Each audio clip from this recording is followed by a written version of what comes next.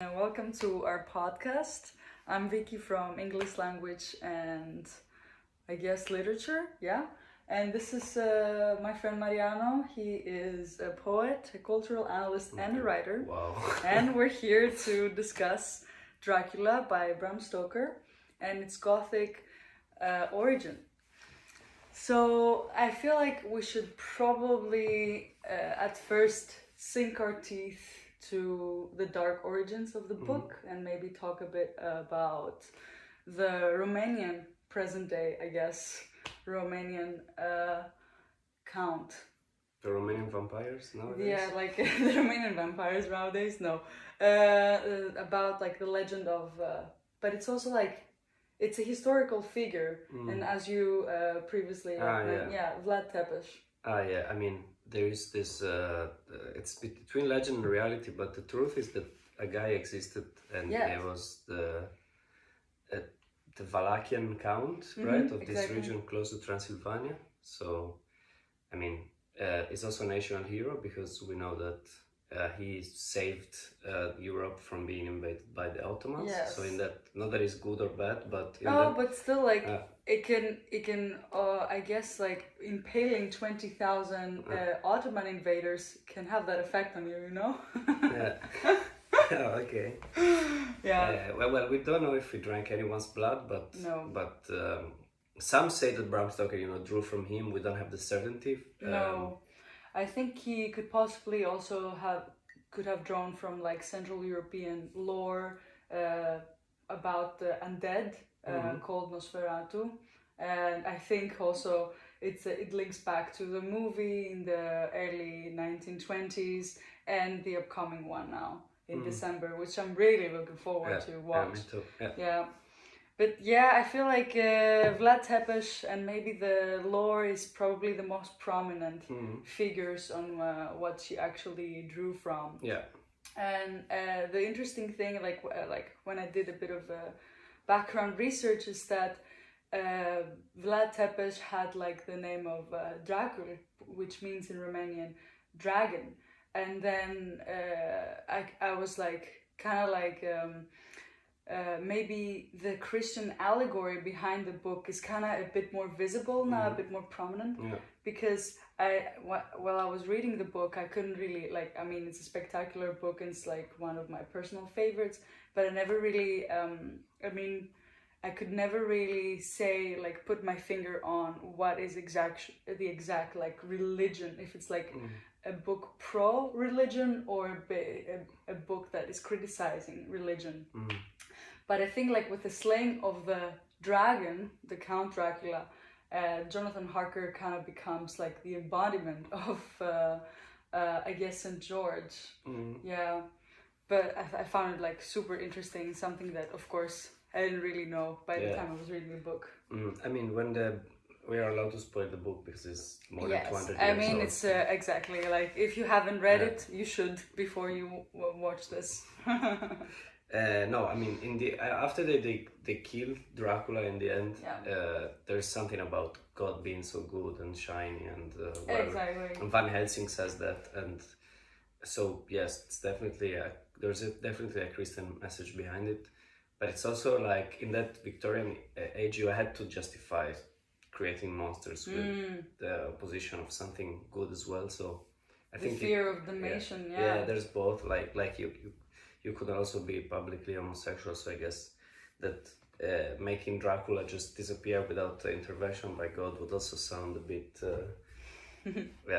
blasphemic. But yeah, and like it's funny that I feel like another allegory is also like this. I feel like it was more easy, you could grasp it more easily while you were reading the book, as like the vampire and vampirism and vampire kiss is like a sort of like sexual allegory for homosexuality or potentially polyamory with a lot of brides of Dracula, like the 3 brides. And I mean, he wasn't really against to creating more. To creating what? Brides. No. He wasn't a fan. No. And he actually, interesting because we don't know from this book if he created vampire men or males. So far we knew he only liked women to be, turn into vampires and be his servants or slaves. Exactly. And I mean, there's to this there can be many views, right? Both that women are easily corruptible. Which also kind of matches the religious like underlying theme here. And something else which I forgot. Oh, sorry, I interrupted you. It's okay, it's sorry. Okay. Yeah, but it's also like I guess leaning more on this is Mina is the one that ultimately survives, and this is like a major spoiler. But it's like I should have had an alert there. But you see Lucy essentially like turning into a vampire and dying after essentially courting 3 men. It's like I guess like if you're promiscuous, you die. That's the takeaway from this. Like the boiling down, the takeaway. And then Mina, not that there wasn't like a love triangle there with Count Dracula and Jonathan, but she, I guess, ultimately at the end, she chooses to like stay with Jonathan. So she's saved by Van Helsing, and everybody lives happily ever after. Yeah, and also I think you mentioned it before. During the Victorian age, there was this syphilis or like blood transmitted diseases that couldn't be so controllable. So, what I forgot. Oh, don't worry, vampirism. Vampirism. No, but you said something about promiscuity. So yes. Yeah, exactly. Promiscuity being connected to also more sicknesses. Therefore, also Lucy. I guess being like most likely to be corrupted completely by everything, and metaphorically. And I mean, she did get sick after the trip, her honeymoon. Yeah. So I guess, I mean, right now you would say if you go to Copenhagen, you get chlamydia. It's quite similar, right? It's not so funny. I guess chlamydia is the new syphilis. No. Oh my God. No. Yeah. No, this is... No, I feel like when we're talking also like about Bram Stoker, there's like the elephant in the room that people were speculating that he was like a closeted homosexual, and he also had syphilis. Yeah. So I guess this could be also easily a metaphor. Vampirism is also like transmitted through blood, and there's like a lot of blood transfusion going on with Lucy, and Did you want to know something funny? I think it's true. I read it in the biography in this book about Bram Stoker. Apparently, the woman who Bram Stoker married was first promised to Oscar Wilde. Wow! And Oscar Wilde was also homosexual. This girl, honestly, like she bumped from gay to gay. Okay, maybe you should get this. Oh my God! Yeah, in the same year, Stoker married the 20-year-old Florence Balcombe, winning her hand from her other suitor, a young Irish playwright called Oscar Wilde. Crazy. I mean, what are the odds? But what are the odds? Truly. In Victorian era, where all the intellectuals knew each other, then I guess. No, it's a sort of like maybe like a circle. The microphone appeared. Yeah. It's also super interesting because I read the introduction to the book in order to prepare for this, and it mentioned something. We talked about the fear for damnation. I guess like the late Victorian era is essentially like described by this feeling of fear of people, fear of God, but also fear of deterioration of blood. Through, I guess, like experiencing, like England was experiencing a white crisis, the consequences of her, like, undying imperialism kind of like reared back and bit her in the ass. Dracula. With Dracula. Essentially, because I feel like people weren't, I guess the thinning of the white royal British blood by people who actually came from the colonies to live in England. Okay, talking about race, there is also a lot of racism within the book. I mean, of course, this is what you would expect from a Victorian era written book. I mean, it would be very weird if there was not racism almost, where you realize that Dracula comes from a place that is very much populated with Romani people, and they are his servants too. Yes. So, you know, Stoker puts these people into the evil, scope from the beginning, and that's true. Very, you know, and towards the end they also suffer from, you know, Van Helsing and Archer's defeat against Dracula, and they disappear in the darkness with the wolves and all the vampire ladies and whatnot. Yeah. It's like they couldn't really exist also without Dracula. Yeah. Yeah.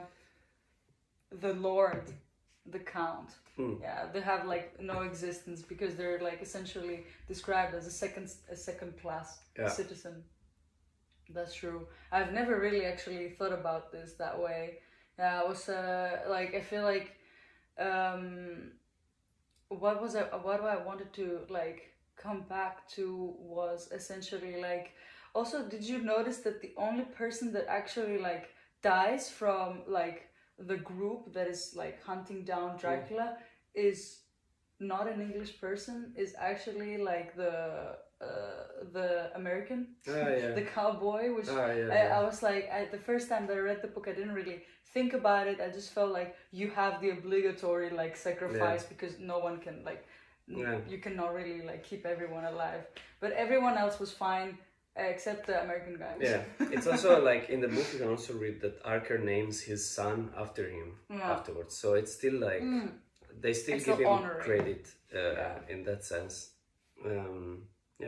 What represents is very much some kind of rebellion against the system, right? Because everyone else who tries to kill him, he's also trying to, you know, pursue some very traditional views of life and traditional views of marriage and religion and race. So he's kind of like pushing the boundaries. Yeah, he's an outsider. He tries to move to London, and he's an immigrant. Also, he is an immigrant. But by the way, that the scene with the ship, it was haunting. Yeah. Like I get chills every time. Like I just think about it. That was like the I guess the immigration of Dracula to the United. Oh my God, it was. Yeah. It is a great book.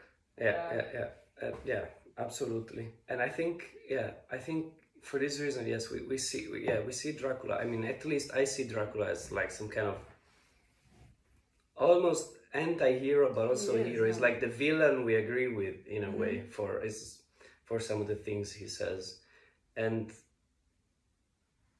the way he dies also under the name of God in such a, you know, godly way, such a Christian way, also feels a bit off when we read it now. Exactly. I feel like that worked well with the fear of damnation during the late Victorian era, but it's something that it's not really quite relatable today, I guess, because I feel like there are some themes in the book that are still very present till today, like the gender discrimination and I guess like women cannot be promiscuous, and of course the racism thing. It's always like, it's always there. But the fear of God, no. No, and you cannot really help but root for him because he's also like such a cool and well written character. Like you like he can turn into a wolf, he can like climb the wall, he's just you know, he's just a super cool character to follow. And then who would actually root for a human who is like I think also big part of what you said made it the Francis Ford Coppola movie, right, where Gary Oldman is playing Dracula. You know, after he plays Dracula, of course you're gonna think of him as a super, I mean, it's Gary Oldman. Come on, it's very charming and nice girls. Always good. I mean, this to say that because it sounds maybe like we're criticizing the book a little bit, but the book is very good. The book is very, very good, and the writing style, I feel like it's ahead of its time, but we do need to, of course, point out some issues. Somewhat? Some issues. Yeah. I mean, looking at, there's, let's see, because I think that there's something quite indicative of what I was saying before. Of course. Is it in the end? It's like, it's actually on the very last page where they explain the guy and they say, well, Van Helsing says, I am only too happy to have been of any service, oh God. Then, Amen. Now God be thanked that all has not yet in vain. See, the snow is not more stainless than her forehead. The curse has passed away. So it's very, It's very... The temptation has passed away, yes. Right? The difference, the different has passed away. Of course, he's a monster and kills people, but like if books are written metaphorically in one period, that's also the Victorian era is very like with Frankenstein and Also, Penny Dreadfuls. I feel like they were also like quite a hit. With like short, I guess, horror stories every week. Yeah, but I guess. It's something that what you said, like the different. I mean, you cannot really turn your eye from the monstrosities that he has conducted, but it's like part of his nature. So it's not something that he can help but do. But he's overall like a really well written and cool character, and you cannot like just not root for him by the end. Ish. I mean, I feel like the first time I was reading the book, I was like really like biting my nails at the last chapter and thinking that maybe he can get away, but no. It's because I think Van Helsing as a character to me is very annoying, because it's like he kind of represents to me the kind of hand of God, you know, like it's like it comes half a vampire hunter for the hand of God. Halfway through. And it's like, okay, now I'm gonna find this monster once and for all, and he even kills Lucy, by the way. But also with her way. Like husband and the ones that were courting her, which is awful.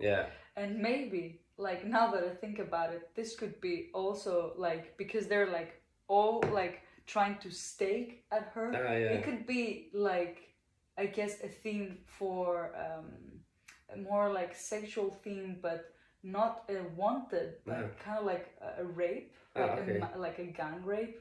With I know this is like dark themes going there, but I feel like the fact that she was like murdered by Van Helsing, but also like all these people at the same time. You mean by man? It's like a punishment, like almost like a stoning. Exactly, almost like a punishment for promiscuity. Absolutely, I see that. So Don't sleep around. Don't sleep with vampires. Don't sleep around. No. Oh my god. No. This is not what we're trying to. This is not what we're trying to say. I hope people will understand that this is just a critique, and like of course like a book that is still relevant today, still has like some flaws with these topics, of course, in present society. And that's just about challenging the themes, but more about why you should really like, I feel like read the book and its like value to the literary, I guess, arts is the writing style. I really think that even though it's been very like I think we talked about gender discrimination and like that female promiscuity is not accepted, and there is some like underlying theme about homosexuality and polyamory. The thing is, it still has strong female characters, and I mean at the end of the day, Lucy was like making her own choices. She was written to be a strong female character, the one that she would essentially court 3 men, and she would pick the one that she wanted the most.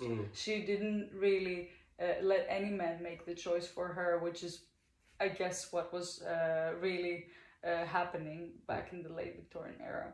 And Mina, I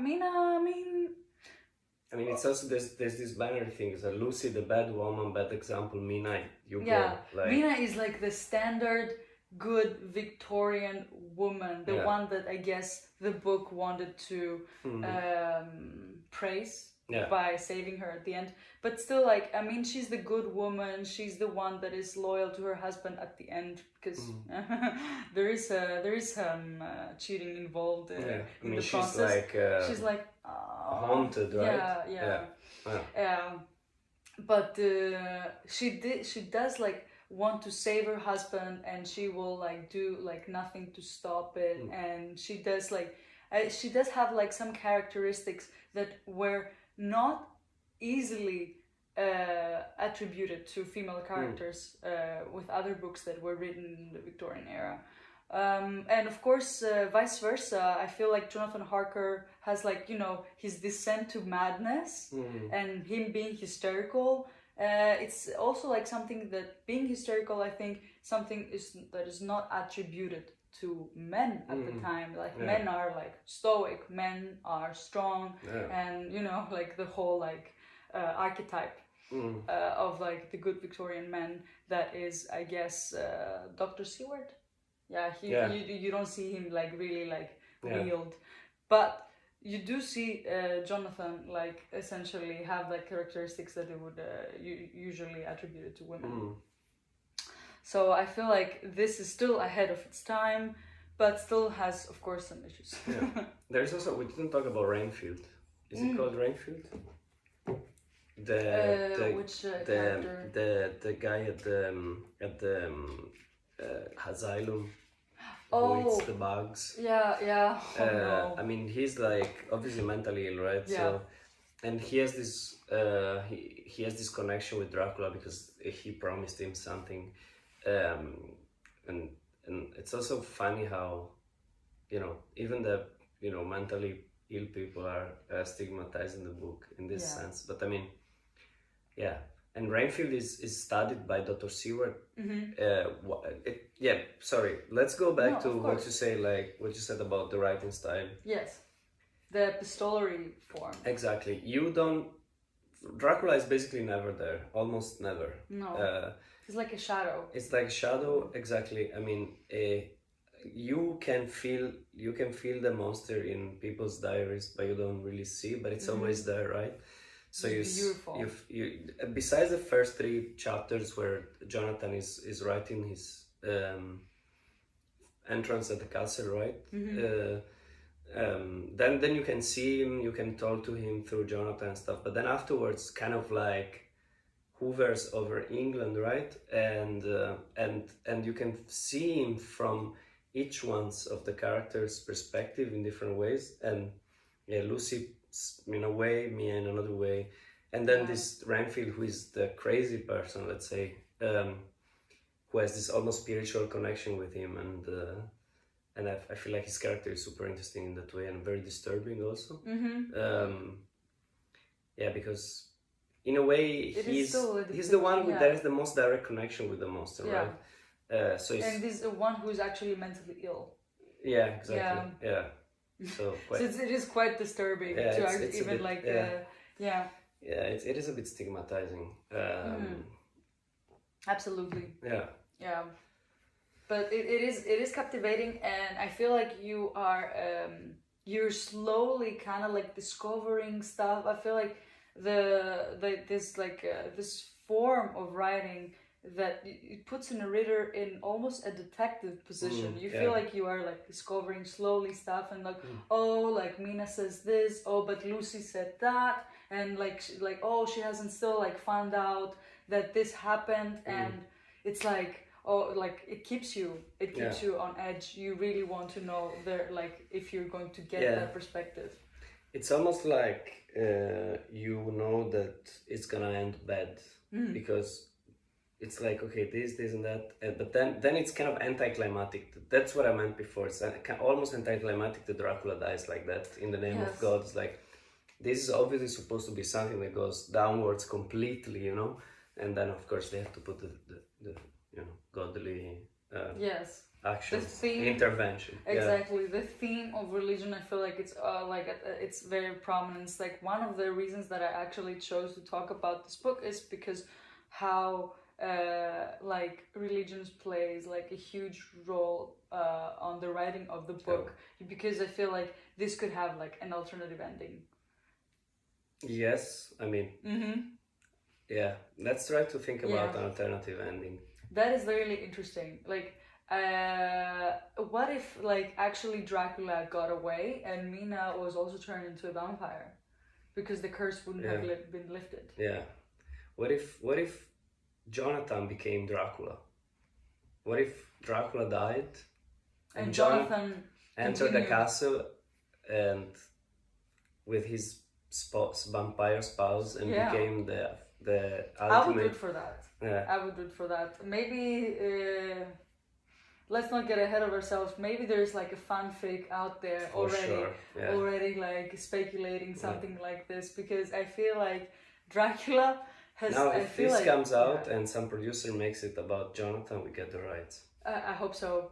I think it's a good idea, because we have like so many films about vampires, especially like, and it's still like pretty popular to this day. I mean, we had like the whole like Twilight Saga craze.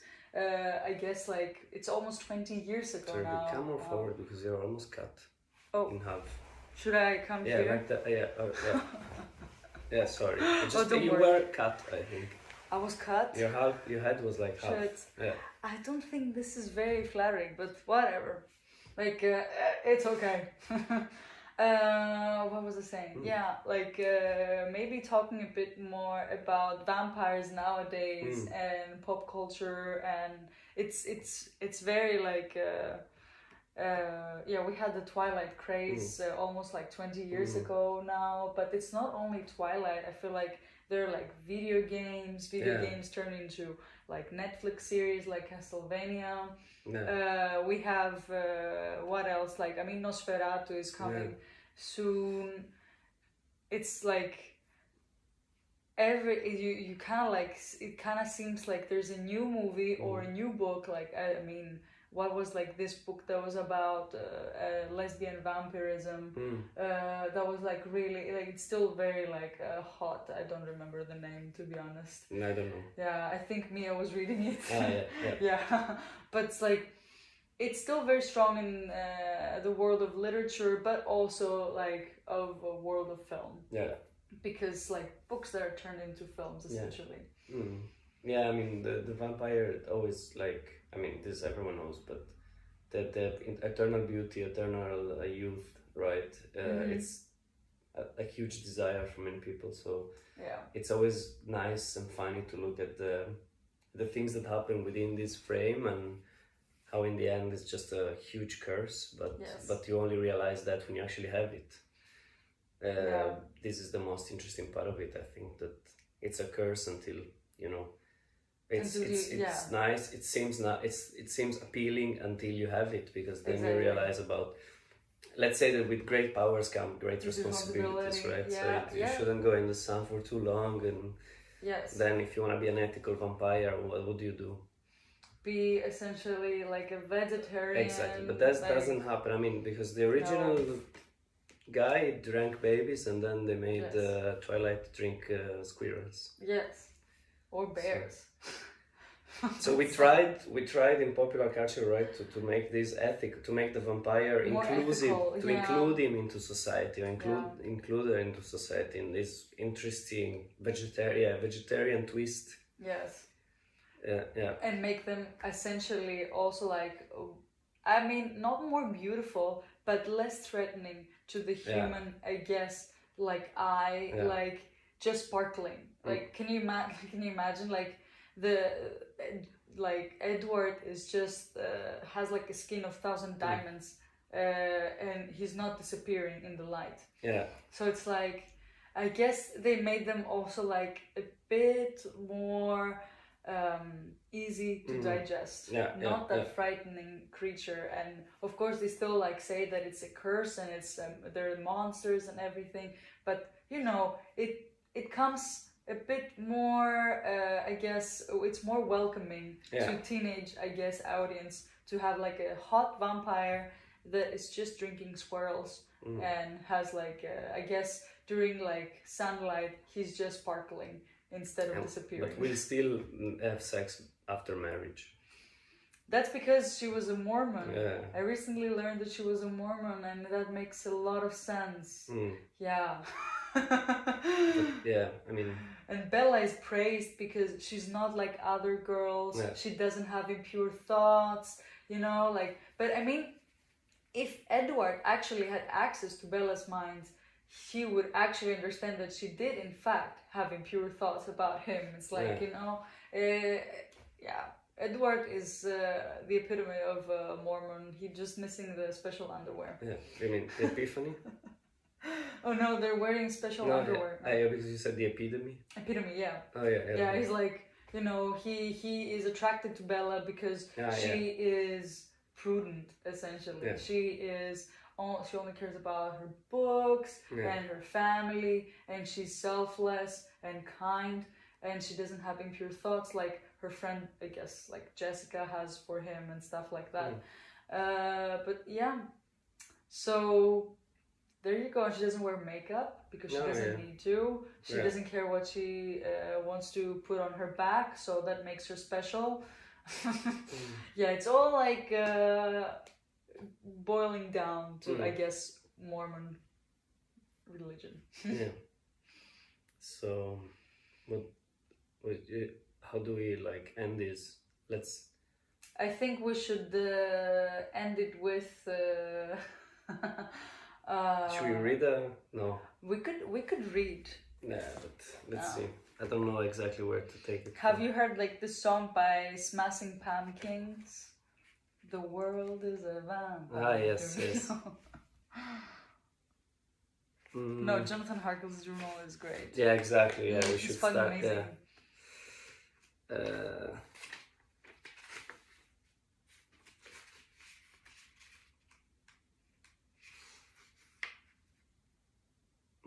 I don't know. We should read for too long, I think.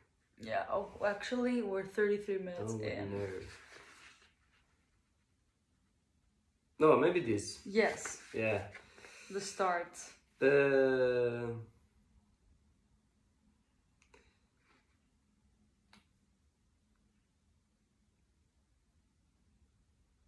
We did from here, but then it's very long. Okay. This is the part. Yeah, we're gonna read the meeting. Yeah, this is the part where Jonathan Harker meets Dracula for the first time, right? Mm-hmm. The old man mentioned me with his right hand with a courtly gesture, saying in excellent English but with a strange intonation, "Welcome to my house. Enter freely and your own will, and of your own will." He made no motion of stepping to meet me, but stood like a statue, as though his gesture of welcome had fixed him into stone. The instant, however, that I had stepped over the threshold, he moved impulsively forward and, holding out his hand, grasped mine with a strength which made me wince, an effect which was not lessened by the fact that it seemed as cold as ice, more like the hand of a dead than a living man. Again he said, "Welcome to my house, come freely, go safely, and leave something of the happiness you bring."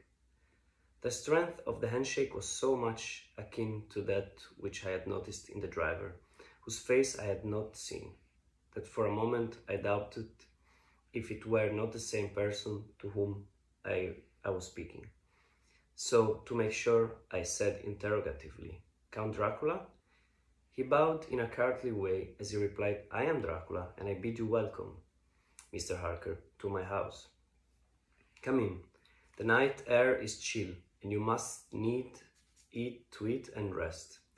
As he was speaking to me, he put the lamp on a bracket on the wall and, stepping out, took my luggage. He had carried it in before I could forestall him. I protested, but he insisted. "Nay, sir, you are my guest. It is late and my people are not available. Let me see to your comfort myself." He insisted on carrying my traps along the passage, and then up a great winding stair and along another great passage on whose stone floor our steps rang heavily.